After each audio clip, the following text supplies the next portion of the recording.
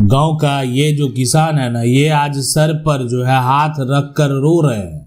मतलब समझ में नहीं आ रहा है कि क्या हो गया मेरे साथ। ये जमीन का देख सकते हैं, यानी 3-3 इनके पास जो है सेल डीड है। जमीन का सेल डीड होने के बावजूद आज ये जो है काफी टेंशन में, काफी परेशान है।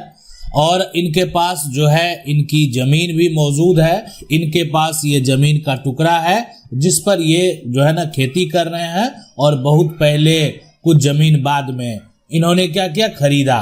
अब है कि जमीन तो खरीद लिया, लेकिन कुछ ऐसी गलतियां हैं जो कर बैठते हैं। आज हम आपको बताएंगे। देखें, दाखिल खारिज जो है ना, समय सीमा के बारे में। जमीन आप खरीद लेंगे तो कब तक दाखिल खारिज जो है करा सकते हैं।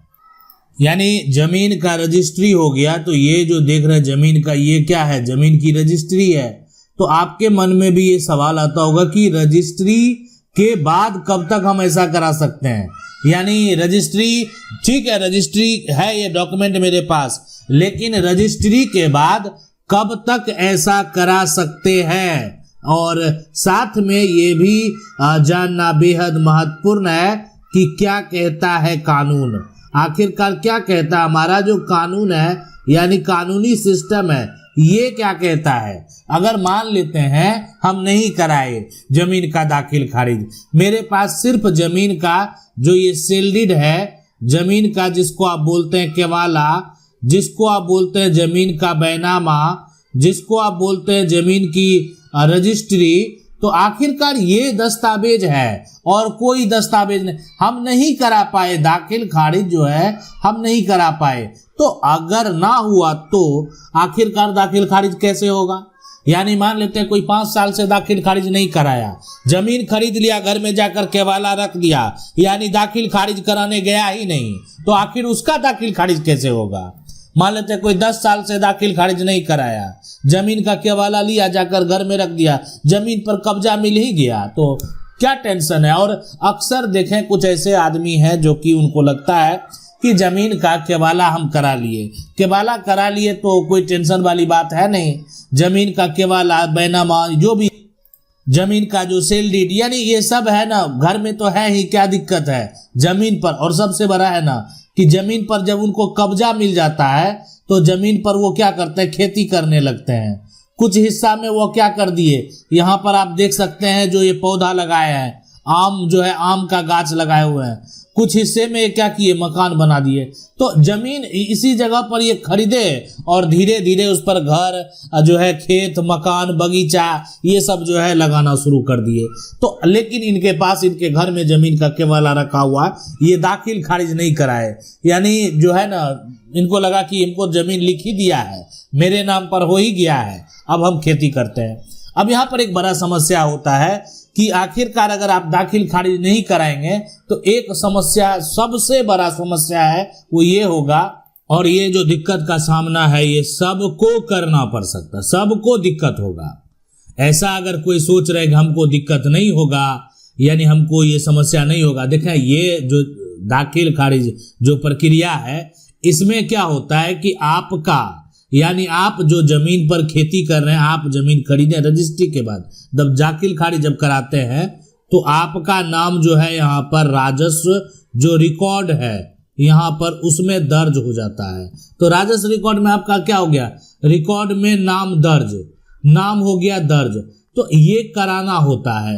और पहले से किसका नाम दर्ज है, तो यहाँ पर जो है ना, ये जो विक्रेता है, सबसे यहाँ पर विक्रेता, तो विक्रेता का जो है ना, विक्रेता आखिरकार है कौन, तो इसका नाम है प्रमोद गुप्ता। यहाँ पर प्रमोद गुप्ता, ये क्या है, जमीन के यहाँ पर विक्रेता है। अब ये इनका जो है ना 3 बेटा है, ठीक है। एक का नाम है विनय, एक का नाम है विनय, एक का नाम है यहाँ पर जो है ना राजेश, और एक का नाम है मंजेश। ये इनका 3 बेटा है। तो प्रमोद गुप्ता का 3 बेटा, प्रमोद गुप्ता का कितना बेटा है, 3 बेटा। अब देखें क्या हुआ कि प्रमोद गुप्ता तो विक्रेता है, क्या लेना देना इससे, तो जमीन बेच ही दिया प्रमोद गुप्ता। तो देखें विक्रेता है, लेकिन अब जो अभी वर्तमान में यहाँ पर ये जमीन को खरीदा कौन है, तो आखिरकार जो खरीदार है ये देखना बेहद जरूरी है। तो खरीदार का जो नाम है ना, इसका नाम है मनोज यादव, यानी मनोज यादव। ये जो है ना जमीन क्या करी है, खरीदे है मनोज यादव। किससे? प्रमोद गुप्ता से। प्रमोद गुप्ता के नाम से अभी वर्तमान में देखेंगे कागज तो जमाबंदी दर्ज है, कोई दिक्कत नहीं था जमीन में। जमाबंदी क्या हो गया? प्रमोद गुप्ता के नाम से। अभी ये जमाबंदी दर्ज है। मनोज यादव का क्या हुआ? जमीन का रजिस्ट्री। मनोज यादव सब जो है ना उससे जमीन खरीदा, और हर समय जो है ना एक तरह से जो एरिया है, एरिया बाय जो भी उसका स्टाम्प वैल्यू है वो अलग अलग है, और कुछ साल बाद भी खरीदा। उस समय भी जमीन का जमाबंदी और जमीन का जो लगान रसीद है, लगान रसीद वही हुआ जो रसीद आप ऑनलाइन कटाते हैं, लगान रसीद भी प्रमोद गुप्ता के नाम से। तो मनोज यादव को क्या दिक्कत है? जब मान लेते हैं कोई प्रमोद गुप्ता के नाम से जमाबंदी कायम है, प्रमोद जो गुप्ता है इनकी ये खतियानी जमीन है, क्या दिक्कत है? दिक्कत क्या है? कोई दिक्कत नहीं, कोई समस्या नहीं था इसमें। जमाबंदी कायम था, जमीन दखल में था, लगान रसीद था ही, खतियानी जमीन है, खतियान इसको इनके पास भी था। तो खरीदार मनोज यादव ने जमीन खरीद लिया। लेकिन मनोज यादव से सबसे बड़ी गलती जो कि आपको नहीं करना है, अगर आप करेंगे तो आपके साथ भी समस्या होगा। और ये सबसे बड़ी गलती मनोज यादव का ये था कि मनोज यादव ने दाखिल खारिज जो है नहीं कराया। देखें उसका एक समय सीमा लिमिटेशन की अगर बात करें तो आप नहीं कराएंगे, ठीक है, मान लेते हैं कि आप जो है छोड़ दिए, जमीन पर खेती करने लगे, केवाला जाकर घर में रख दिए। प्रमोद गुप्ता सब दिन तो बचेगा नहीं, सब दिन जीवित तो नहीं रहेगा। प्रमोद गुप्ता का एक दिन हो गया अंत, मतलब ये जो है इनकी उम्र हो गई, ये एक दुनिया से चले गए। तो प्रमोद गुप्ता की तो मृत्यु हो गई, प्रमोद गुप्ता अब इस दुनिया में है नहीं। प्रमोद गुप्ता का जो बेटा है विनय गुप्ता, राजेश गुप्ता, मंजेश गुप्ता, तो ये कुछ दिन तक जो है ना कहीं कह सकते 2-4 साल तक, 2-3 साल तक ये प्रमोद गुप्ता जो कि मर गए थे तो उन्हीं के नाम से जमाबंदी लगान रसीद जो है कट रहा था। लेकिन कुछ दिन के बाद जब सबका मान लेते हैं परिवार आया, किसी प्रकार का कोई समस्या हुआ तो सभी लोग क्या किए, जमीन का बंटवारा कर लिए। अब यहाँ पर देखें कि जमीन अगर आप ये पूरा एरिया जो है ये क्या हुआ, पहले ये जो बेचा गया था ये पूरा जमीन ये किसके नाम दर्ज, प्रमोद गुप्ता के।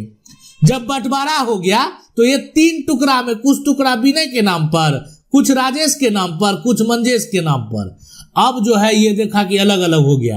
अब इसमें जो है एक तरीके जब इनके कान में इनको कोई समझाया, इनको समझ में आया बात कि हमको कराना जरूरी है, तो इन्होंने जाकर क्या कर दिया, ऑनलाइन यहाँ पर अप्लाई कर दिया। और जैसे ही इन्होंने ऑनलाइन अप्लाई किया इनका दाखिल खारिज तुरंत रिजेक्ट कर दिया गया।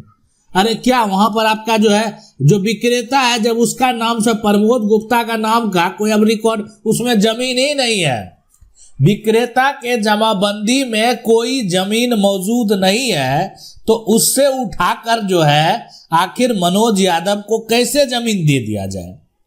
प्रमोद गुप्ता के जमाबंदी में कोई जमीन अब बचा हुआ रहेगा तब तो। प्रमोद गुप्ता का सारा जमीन तो निकाल लिया विनय, राजेश, मंजेश। तो ये एक तरीके से अगर पहले ये क्या किए, प्रमोद गुप्ता से निकालना था किसको, मनोज यादव को, दाखिल खारिज कराकर, इसलिए कि प्रमोद गुप्ता ने केवाला कर दिया मनोज यादव को। तो आप उसका जमाबंदी से अपना जो है ना जमीन निकालते और अपना नाम दर्ज कराते, आपके नाम से जमीन का रसीद कटता। तो मनोज यादव जो है यहाँ पर अब तो परेशान हो गया कि देख रहा है जो जमीन हमको लेना चाहिए वो तो विनय, राजेश, मंजेश अपने में बांट लिया है। तो ये तो बड़ा समस्या वाला बात है। तो समस्या वाला तो बात है, और यही सबसे बड़ा समस्या उत्पन्न होता है। यानी ये जो बताए आपको ये सबसे बड़ा समस्या है। मान लेते हैं कि मंजेश जो है जमीन बेचकर भाग गया, मंजेश के नाम तो जमीन है, मंजेश क्या किया, आपके पास दखल है, जमीन किसी को बेच दिया, वो क्या किया, जाकर दाखिल खारिज करा लिया। वो कैसे करा लेता है, यानी वो आप समझ गए होंगे, अगर मंजेश बेचेगा तुरंत जाकर दाखिल खारिज जो है के लिए अप्लाई करेगा तो मंजेश का जो जमाबंदी है उससे जमीन से निकाल लेगा। यानी मंजेश में तो मौजूद है। अब आप कहेंगे हम कानूनी कार्रवाई करेंगे, हम केस करेंगे, हम अपना हक लेकर रहेंगे, कैसे बेच देगा मंजेश? तो ठीक है, आप तो ये करेंगे, आपको हक भी मिलेगा, आपको कानून में न्याय भी मिलेगा, सब कुछ मिलेगा, आपका अधिकार होगा, लेकिन आप उलझन में फंस गए। यही उलझन से बचने के लिए, ये उलझन में आप नहीं फंसे हैं, इसी से बचने के लिए ये कानूनी प्रक्रिया है, ये कानूनी जाल है जो आपको समझना पड़ेगा। यही ठीक है, आपका अधिकार है, लेकिन आपको आज कोर्ट जाना पड़ गया, आपको केस फाइल करना पड़ गया, आप रजिस्ट्री कैंसिल कराने के लिए भाग रहे हैं। कोई आपकी जमीन को जबरन कब्जा कर लिया इसलिए कि उसके पास कागजात था, उसके पास डॉक्यूमेंट था। तो क्या अब संभव नहीं है कि जो रसीद कटेगा? तो संभव है। देखिए, घबराने की जरूरत नहीं है। अब आप क्या करेंगे? अपील में जाएंगे, अपील में जाएंगे, आप अपना पक्ष रखेंगे। अपील में जाने के बाद आप जो है एक तरीके से अपील में जाने के बाद बताएंगे कि ये गलत तरीके से हो गया है, मेरे पास दस्तावेज है, सारा कुछ जो इनको नोटिस भेजा जाएगा। यानी विनय, जो राजेश, मंजेश, सबको मिलेगा नोटिस, और नोटिस में इनको जवाब जो है लिखित तौर पर देना होगा कि आपके पिता ने जमीन बेचा है तो आपके नाम ये जमाबंदी हो गया, हम उस जमाबंदी को जो है यानी रद्द करेंगे, कैंसिल करेंगे। वो जमीन जो आप में चला गया है ना, जब फिर जो है पिता के नाम पर वो दर्ज होगी और इनका म्यूटेशन होगा। तो ये जो है यानी इनको कोई ऑब्जेक्शन अगर नहीं है, सबसे बड़ी बात क्या होता है कि बेटा को पास जो कोई ऑब्जेक्शन नहीं है तो विवाद नहीं बढ़ेगा। समस्या का जो है ना अपील के बाद क्या होगा कि समस्या का हल निकल जाएगा। लेकिन अगर बेटा जो है उसके मन में अब लालच है, वो चाहता है कि आपको उलझाना, वो चाहता है आपको फंसाना, आपको उलझा कर रख देगा, आपको फंसा कर रख देगा, यानी आप परेशानी देखें। अधिकार आपका खत्म नहीं होगा, ये बात तय है। किसी के पास जमीन की कितना भी पुराना रजिस्ट्री है, उसका अधिकार खत्म नहीं होगा कानून की नजर में। यानी आपका टाइटल, इसलिए कि दोबारा जमीन बेचना ट्रांसफर ऑफ प्रॉपर्टी एक्ट में साफ साफ स्पष्ट कह दिया गया है कि एक बार अगर जमीन का कोई मालिक, जमीन का कोई ऑनर, जिसके पास ऑनरशिप है, उन्होंने अपना ऑनरशिप ट्रांसफर कर दिया, दोबारा उनके कोई भी एंसेस्टर यानी कोई भी उत्तराधिकारी प्रॉपर्टी को ट्रांसफर नहीं कर सकता। तो एक बार अगर पिता जमीन बेच दिया है ना, तो बेटा को, एक बार प्रमोद गुप्ता ने बेच दिया तो विनय, राजेश, मंजेश को बेचने का कानून अधिकार नहीं देता। बेचा तो गलत किया, यानी उसका जो भी परिणाम होगा वो तो कानून का बात है, यानी मामला कोर्ट में जाएगा तब होगा। लेकिन क्यों बेचने दें? आखिरकार विनय, राजेश, मंजेश को क्यों बेचने दें? ऐसा ही कर ले कि कभी वो बेच ही नहीं पाए। और ये तरीका है कि प्रमोद गुप्ता के जमाबंदी से जमीन को निकाल लेना। जैसे ही रजिस्ट्री किए, सबसे पहला टारगेट क्या करना है? दाखिल खारिज। इसीलिए दाखिल खारिज के लोग इतने जो है ना परेशान रहते हैं, कारण यही है। ये समझना पड़ेगा आपको भी, और आज के बाद ये समस्या आपके साथ अब नहीं आने वाला है। आशा करते हैं वीडियो अच्छा लगा होगा। अगर आपका कोई सवाल है आप हमें कमेंट कर सकते हैं, हम वीडियो के माध्यम से आपको बताएंगे क्या करना है, कैसे करना है। मिलते हैं अगले वीडियो में, तब तक के लिए जय हिंद।